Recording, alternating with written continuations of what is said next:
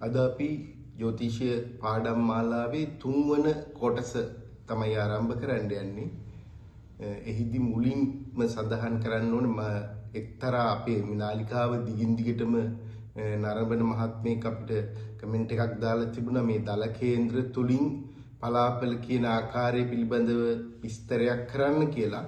අපි අනිවාර්යයෙන්ම මේ කොටස් කරනවා. නමුත් මේ මූලික කොටස් ටික අපි අධ්‍යයනය කිරීමෙන් පස්සේ ඒ කොටස් කරන එක තමයි හොඳ කියලා. නැත්නම් ඔබට ඒක අවබෝධ කරගන්න යම් අපහසුතාවයක් එන්න පුළුවන්. ඒ නිසා මම කියන්නේ මේ ඊටමත් ඉක්මනින් අපි මේ කොටස් ටික කරගෙන යනවා. ඉදිරියේදී අනිවාර්යයෙන් මේ කොටස් අපි කරනවා. ඒ කියන්නේ දල කේන්ද්‍රයක් තුලින් පලාපල කියන ආකාරය. නමුත් එහිදී සඳහන් කරන්න ඕනේ මේ දල කේන්ද්‍රයක් තුලින් පලාපල කතනේ අපි කරත් ඒක තරම් මං කියන්නේ ප්‍රායෝගික නැහැ. මොකද ඒ වගේ තොරතුරු නිවැරදිම නැහැ. ඒ නිසා අපි ඒක යම් ඔබට දැන ගැනීමට එවැනි කොටස් කරනවා මිසක් ඔබ මම කියන්නේ මේ අපි ලබා දෙන මේ ක්‍රිෂ්ණමූර්ති ක්‍රමවේදයේම අධ්‍යයනය කරන්න. ඒකෙන් තමයි යම් හෝ මම කියන්නේ 100% නිවැරදි පලාපලයක් කියන්න පුළුවන් කියලා.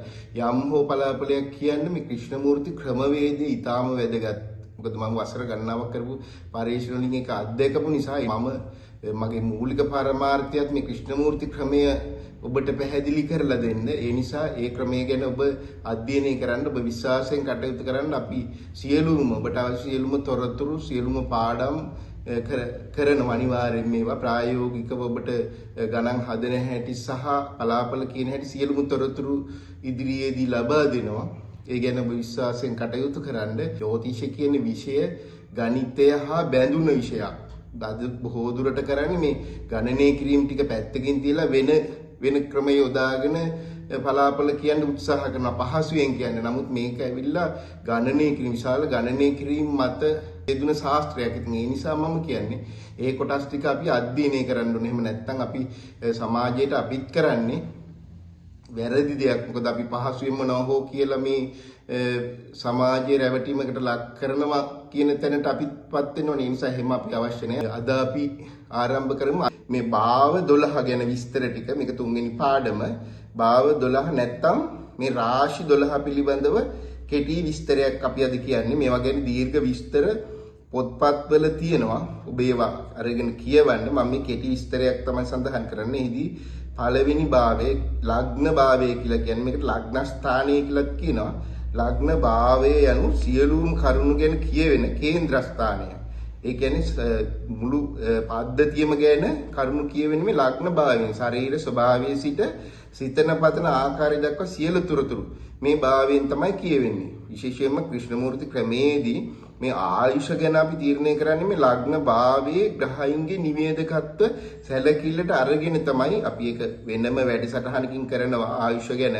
මොකද මම මේක අත්දැකීමෙන්ම දන්නවා අපි ආයුෂ ගැන කියපු බොහෝ තොරතුරු නිවැරදි වෙලා තියෙනවා. ඒ කියන්නේ යම් කෙනෙකුගේ මරණය වෙන කාල සීමාව ගැන හෝ අපිට යම් අධ්‍යයනයක් ලබන්න පුළුවන්. අපි ඒක වෙනම පාඩමකදී සාකච්ඡා කරමු. ඊළඟට අපි දෙවන භාවය කියන්නේ ධනස්ථානය කියලා කියන්නේ මේක ලැබීම් ධනය ගැන කියන්නේ දෙවන භාවය. එහෙම නැත්නම් මේක කුටුම්බය කියලාත් කියනවා.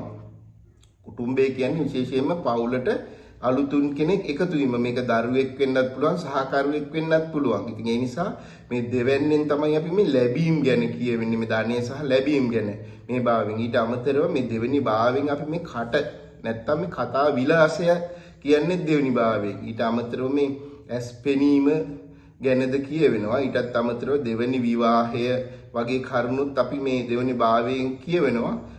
මේකෙදි ඊට වඩාම වැදගත් මේ දෙවෙනි භාවය තමයි පළමු මාරක ස්ථානය. අපි මාරක සහ බාධක ග්‍රහයන් ගැනත් ඉදිරියේදී සාකච්ඡා කරමු. ඊළඟට තුන්වෙනි භාවය කියන්නේ සහෝදර ස්ථානය. සහෝදරයෝ ගැන අපි කියන්නේ තුන්වෙනි භාවය. මේකට අපි කියන වික්‍රම ස්ථානය. ඇත්තටම මේ තුන්වෙනි භාවයේ ඉන්න ග්‍රහයා ඊටම වැදගත් වෙනවා අපිට පලාපල කතනේදී. විශේෂයෙන්ම අපි හිතමු තුන්වෙනි භාවයේ කුජ වගේ ඉන්න ග්‍රහයෙක් හිටියොත් ඒගොල්ලෝ මේ ඉංජිනේරු ශාස්ත්‍රය වගේ ශාස්ත්‍රයන්ට කාර්මික ශාස්ත්‍රයන්ට ගැලපෙනවා. අපි හිතමු තුන්වෙනි භාවයේ සිකුරු වගේ ග්‍රහයෙක් ඉන්නවා කියලා. එතකොට සිකුරු වගේ ඉන්න කෙනෙක් නම් ඒගොල්ලෝ කලා ශාස්ත්‍රයේ කටයුතු වලට දක්ෂ වෙන්න පුළුවන්.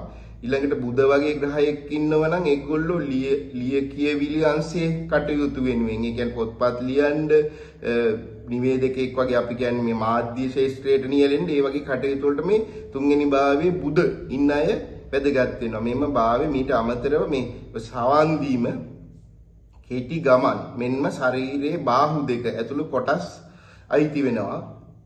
මෙම කොටසට අයිති වෙනවා. ඒ කියන්නේ තුන්වෙනි භාවයට මේකෙදී අපි කියන්න ඕන පළවෙනි භාවයේදී මේ හිස ප්‍රදේශයේ තමයි ලග්න භාවයේදී අපි අයිති වෙන්නේ හිස කියන කොටස.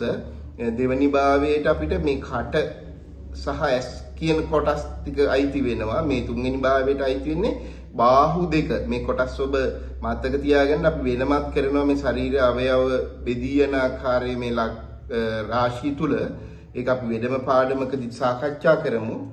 ඊළඟට අපි හතරවන භාවය ගමු. හතරවන භාවය තමයි බන්දු ස්ථානය නැත්නම් ගෘහස්ථානය කියලා කියනවා. මාතෘ ස්ථානය කියලා කියනවා. මේකේ විශේෂයෙන් මව ගැන කියනවා. ඊට අමතරව ඉඩකඩම්, ගෙවල් දොරවල්, යාන වාහන ආදී කරුණු ගැන කියවෙන්නේ මෙම භාවයෙන්. මේ හතරවෙනි භාවයෙන් ඊළඟට පපුව හෘදය කොටස් මෙම භාවයටයි තියෙන නිසා මෙම භාවයේ තියෙන අපි ඉන්න ග්‍රහයෝ එක්ක අපිට තීරණය කරන්න පුළුවන් යමෙක් සිතන පතන ආකාරය ගැන යම් නිගමනයක් ගන්න පුළුවන්. අපි හිතමු සඳු වගේ ග්‍රහයෙක් මේ හතරවන භාවය තුල ඉන්නවා නම් ඔහු ඇත්තටම සෞම්‍ය ගති ගුණ තියෙන විශේෂයෙන් මවට වැඩි ලැබියාවක් තියෙන මනුෂ්‍ය ගුණධර්ම වලින් වඩාත් හෙබි කෙනෙක් බිහි වෙනවා. අපි හිතමු මේ රාහු වගේ කෙනෙක් ඉන්නවා කියලා. ඒගොල්ලෝ ඉක්මනින් කේන්ති යන සමාජය සමග ගැටුම් ඇති කරගන්න ඒ වගේ සිද්ධි වලට ඒගොල්ලෝ යොමු වෙන්න පුළුවන්. නමුත් හැබැයි මේකෙදි මම කියන්නේ හැම වෙලෙම ඔබට කියන්නේ මේක අපි මේ එක ග්‍රහයාගේ නැකත් උප අධිපති ආදී තොරතුරු එක තමයි මේවා තීරණය කරන්න ඕනේ. මේ දල වශයෙන් අපි ගන්න අදහසක්. ඊළඟට පස්වන භාවයේ අපි ගත්තොත් පස්වන භාවයේ පුත්‍රස්ථානය పూర్ව පුණ්‍යස්ථානය කියලා කියනවා. මේකට යන්න නම් වලින් හඳින්නේ මේක ආගම් දර්ශනීය පිළිබඳ ඥානය, ග්‍රන්ථකරණය, ක්‍රීඩා කෞශල්‍ය, ඒ වගේම දරුවන් විශේෂයෙන්ම දරුවන් සහ ආදර සම්බන්ධතාව ගැන කියන්නේ මේ පස්වන භාවයෙන්. මේක පපුව හා නාභිය අතර කොටස තමයි මේකට අයිති වෙන්නේ. ඊළඟට අපි 6 වෙනි භාවයට යමු. 6 වෙනි භාවය කියන්නේ විශේෂයෙන්ම ලෙඩ රෝග ගැන කියවෙන්නේ මේ 6 වෙනි භාවයෙන්. ඒකෙදි කියන්න ඕනේ දීර්ඝකාලීන ලෙඩ රෝග ගැන අපි බලන්නේ 8 වෙනි භාවයෙන්. සාමාන්‍ය ලෙඩ රෝග ගැන බලන්නේ 6 වෙනි භාවයෙන්. මීට අමතරව මේ සතුරෝ, මෙහෙකරුවෝ හා පියපස ඥාතීන් ගැනද මේකේ කියවෙනවා. නාභිය හා යටි බඩ ආශ්‍රිත ප්‍රදේශයේ මේකට අයිති වෙනවා මේ 6 වෙනි භාවයට. ඊළඟට අපි ගමු 7 වෙනි භාවය. 7 වෙනි භාවයේදී විශේෂයෙන්ම විවාහය ගැන තමයි අපි 7 වෙනි භාවයේ මේකට කියන විවාහක ස්ථානයේ කලත්‍ර ස්ථානයේ කියන නම් වලින් එහිදී සහකල් ගැන මෙම භාවයෙන් කියවේ. මීට අමතරව අපි සම්බන්ධතා, ජාත්‍යන්තර සම්බන්ධතා, හවුල් ව්‍යාපාර ආදී ගැන කියවෙන්නේ මේ 7 වෙනි භාවයෙන්. ශරීර කොටස් ගත්තාම ලිංගාශ්‍රිත කරුණු මෙන්ම උකුල හා අවට ප්‍රදේශයේ මේ 7 වෙනි භාවයට අයිති වෙනවා. මේවා අපි මේ කරුණු අපි වැදගත් වෙන්නේ පලාපල කතනේදී යම් ලෙඩ රෝගයක් ගැන කියන්න අවශ්‍ය වුණොත් අපිට මේ වගේ කරුණු ඉතා වැදගත් වෙනවා. ඒ කරුණු ගැනත් ඔබ අවධානය යොමු කරන්න. ඊළඟට 8 වෙනි භාවය. 8 වෙනි භාවය කියන්නේ මාරක ස්ථානය. මේක තමයි ජන්ම පත්‍රයක තියෙන ඉතාමත්ම මම කියන්නේ අපි වැදගත්ම තැනක්. බලන්න ඕනේ අනිවාර්යයෙන්ම පරීක්ෂා කළ යුතු තැනක්. 8 වෙනි භාවයේ විතරක් නෙමෙයි 8 වෙනි භාවයේ නිවේදනයේ පවා ක්‍රිෂ්ණමූර්ති ක්‍රමයේදී ඉතාම වැදගත් වෙනවා. මොකද මේක මාරක ස්ථානයේ විනාශ ස්ථානය කියලා කියනවා මේකට. විශේෂයෙන්ම මරණය සිදුවන ආකාරය. මේ 8 වෙනි භාවයේ ඉන්න ග්‍රහයන්ගෙන් තමයි බොහෝ දුරට මේ මරණය, අපේ මරණය කොහොමද සිද්ධ වෙන්නේ කියන එක ගැන අපි තොරතුරු හොයන්නේ. ඊට අමතරව 8 වෙනි භාවයේ තැන්පත් ග්‍රහය, තැන්පත් ග්‍රහයන්ගේ නැකත් වල සිටින ග්‍රහයෝ ආදී තොරතුරු. ඒ කියන්නේ අපිට එක ග්‍රහයකගෙන් මේක තීරණය ගන්න බෑ. භාව අධිපති, භාවි නැකත් අධිපති, උපාධිපති මේ වගේ කරුණු ගොඩක් අපිට ගන්න ඕන. නමුත් මේකෙදි මේ 8 වෙනි භාවයෙන් තමයි කෙනෙකුගේ මේ මරණය සිදුවන ආකාරය සහ ආයුෂ ගැන අපි තීරණය කරන්නේ මේ 8 වෙනි භාවයෙන්.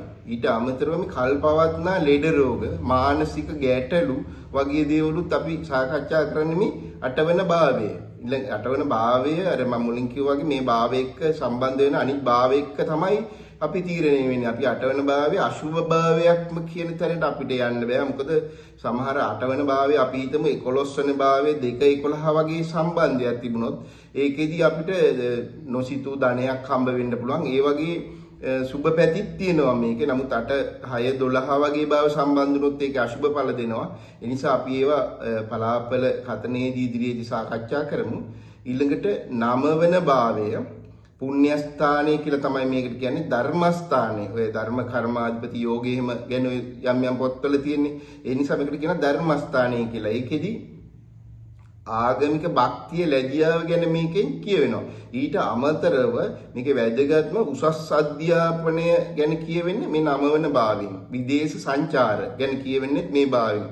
අපි ශරීරය ගත්තොත් මේ කලව ප්‍රදේශයේ තමයි මේ 9 වෙනි භාවයට අයිති වෙන්නේ. ඊළඟට අපි 10 වෙනි භාවය ගමු. 10 වෙනි භාවය මේකට කියනවා අපි කර්මස්ථානය නැත්නම් අභිමාන ස්ථානය කියලා. මේක තමයි කෙනෙකුගේ රැකියාව ගැන කියවෙන භාවය. පියාගෙනත් මේ 10 වෙනි භාවයෙන් කියවෙනවා. සමහර පොත්වල පියාගෙන 9 වෙනි භාවෙනුත් කියවෙනවා කියලා සඳහන් වෙනවා. මේකෙදි මෙම භාවින්න ග්‍රහය අපිට ඉතාමත් වැදගත් වෙනවා. මේ 10 වෙනි භාවයේ අපි හිතමු රවි කුජ වගේ ග්‍රහයෝ හිටියොත් ඔවුන් රැකියාව ඉතාමත් කාර්යක්ෂමව රැකියා කරන අය. ඒ වගේම දැන් අපි හිතමු කේතු බුධ වගේ ග්‍රහ හිටියොත් ඒගොල්ලෝ ගොඩක් දුරට අර එක තැනක ਬਾඩි වෙලා කරන රැකියාවල් ලියන කියන ඒවා වගේ දේවල් වලට සම්බන්ධ වෙනවා. ඒ නිසා අපිට මේ ඒ භාවයේ ඉන්න ග්‍රහයෝ ගැන ඉතා වැදගත් වෙනවා මේ රැකියාවක් පිළිබඳ තීරණය කරද්දී. හිදි කියන්න ඕන 9 සහ 10 කියන භාව දෙකම අපි පරීක්ෂා කරලා තමයි කෙනෙකුගේ උසස් අධ්‍යාපනය ගැන තීරණ ගන්න ඕනේ. එතකොට තමයි අපිට අපේ දක්ෂතාවනුව ගැළපෙන රැකියාවක් අපිට තෝරගන්න පහසු වෙන්නේ. ඊළඟට අපි 11 වෙනි භාවය අයස්ථානයේ මේකට කියනවා ලාභ ස්ථානය කියලාත් කියනවා. යමක සාර්ථක බවට මෙම් භාවයේ ඍජුවම බලපායි. ඒ කියන්නේ 11 වෙනි භාවයේ සම්බන්ධයක් තියෙන්න ඕනේ යමක් සාර්ථක වෙන්න. අපි මේක සරල උදාහරණයකින් කතා කරොත් දරුවෙක් ලැබෙන්න 5 වෙනි සහ 11 වෙනි සම්බන්ධයක් තියෙනවා. මේ 5 වෙනි භාවයෙන් දරුවෝ ගැන කියන්නේ 11 වෙනි භාවයෙන් තමයි මේ අදහස් සඵල වීම නැත්නම් සාර්ථකත්වයේ තීරණය කරන්නේ, ලැබීම තීරණය කරන්නේ. එතකොට මේ 5 11 භාව නිවේදනයක් තියෙනවා නම් එම වකවානුවේදී දරුවන් ලැබීම අනිවාර්යයෙන්ම සිද්ධ වෙනවා. ඒක බොහෝ දුරට අපි අත්දැකලා තියෙනවා. ඊටාත්ම මේ වැදගත් වෙනවා මේ 11 වෙනි භාවය නිසා. ශරීරය ගත්තොත් මේ කෙන්ඩ කියන ප්‍රදේශයේ තමයි මේකට අයිති වෙන්නේ. ඊළඟට අපි 12 වෙනි භාවය ගමු.